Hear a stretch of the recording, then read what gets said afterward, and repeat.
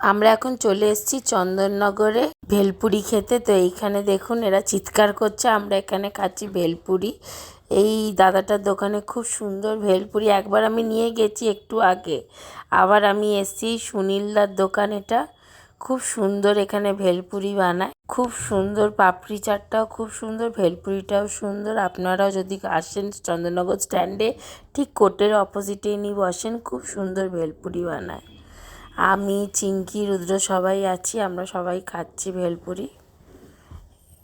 মা এসছে দেখেছেন, এদেরকেও একটু একটু দিয়েছি, ঠিক আছে। তারপর আমরা বাড়ির জন্য বেরোবো। দাঁড়িয়ে আছে এরাও বেচারা, ঠান্ডাতে কি করবে। এই যে আমি আর দিলীপ ভেলপুরি খাচ্ছি, খুব ভালো লাগছে খেতে, টেস্টটাও খুব সুন্দর ছিল। আর সবাই অত ঠান্ডার মধ্যে ওখানে অত ভিড় ভেলপুরির জন্য, তাই না গো। তো যাচ্ছি, টাটা। আমরা ভেলপুরি খেয়ে নিই, ভেলপুরি খেয়ে আমরা বাড়ির দিকে রওনা দেব।